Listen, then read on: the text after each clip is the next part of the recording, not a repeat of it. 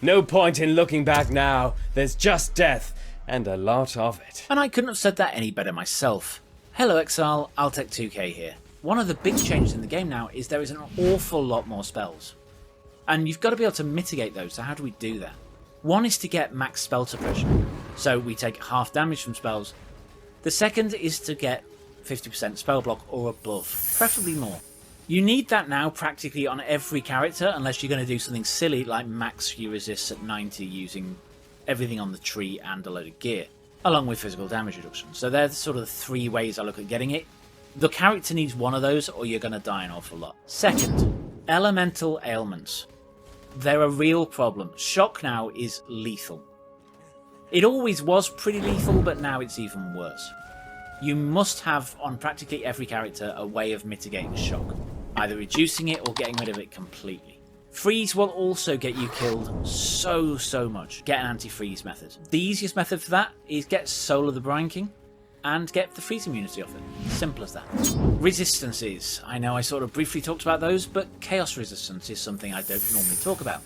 And that's because it really hasn't been important until now. Now that's changed. There are so many more monsters now that do chaos damage, and you've got to be able to mitigate it. I am no longer suggesting that you leave your chaos resistance at minus 60. It wants to be at least 0. Preferably slightly positive. The higher you've got, the more chance you've got of surviving. Next is the Atlas passive tree. They have made several changes to it this league, and a lot of it has got me killed. Firstly, unless you've got a really high-end character, do not go Eldritch Gaze or Wrath of the Cosmos. They're gonna get you killed. Wrath of the Cosmos makes you take 25% increased damage from each altar in the area. 4 of those is 100% more damage. It's double damage. It's incredibly lethal. And I went for it because Eldritch currency is great and I wanted all of it, but yeah, it's gonna get you killed. Don't do it. Now the altars can cause 2 different problems. One is you can't kill the bloody monster. Second is you can kill it, but it's going to kill you several times before you kill it. In general, you've got to be extremely careful. I tend to only get 2 or 3 now.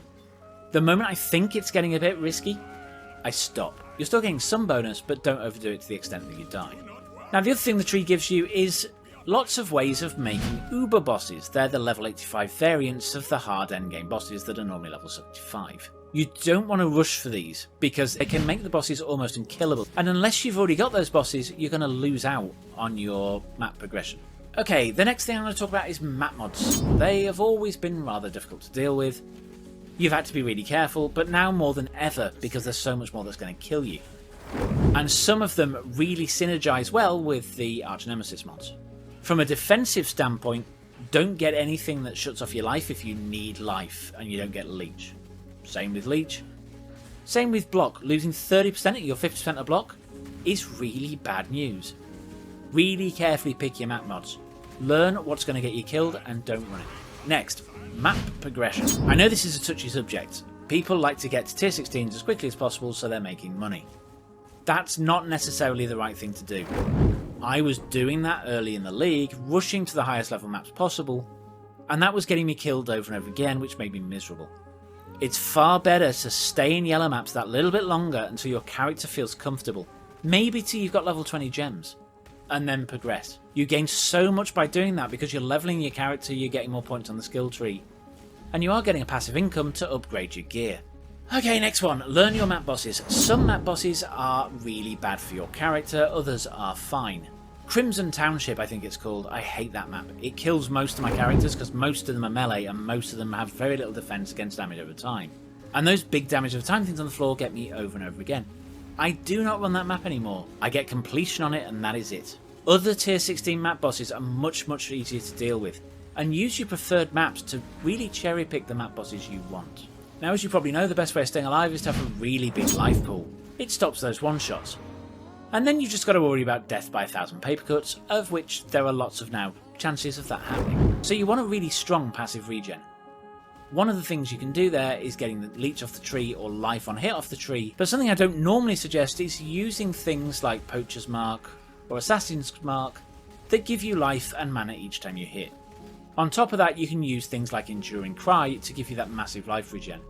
I've been using that on characters for a couple of leagues now, but in this league I found it to be really invaluable. And the next thing I have for you is try and do more damage. That might sound a bit weird, I've just been talking about stacking defences. But the more damage you do, the quicker you kill the enemy, the better we're all going to be. How can we do that without investment early game? First thing is, your first priority should be getting off your 4-link onto either a 5-link or a 6-link. These can be hard to get early game, but there's a couple of really good ways of getting them. One of the ways of getting a 5-link really early is to run Harvest. It gives you a high chance of getting 5-link. The next one is 6 links can be got from Valside areas. Run enough of them, you're going to drop a 6-link. If you can't afford one, it's a good way of going. Now, I really wouldn't suggest you jump straight to a Tabby. Whilst they're probably the cheap of all the 6 links early game, they just don't give you any defences, and in this league, you want it.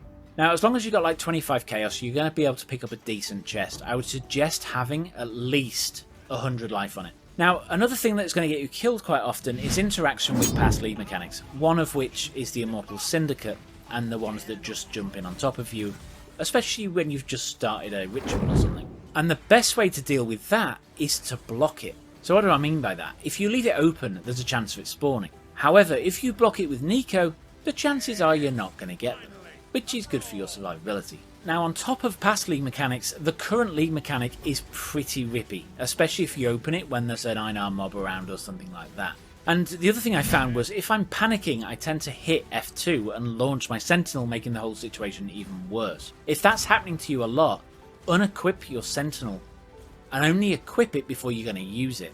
Now, if you've made it this far into the video, I wanted to give you a bonus tip. But first, I'd just like to say, if you're enjoying this video or finding it useful, then please tickle that like button. It helps me out a lot, and the like button likes it quite a bit as well.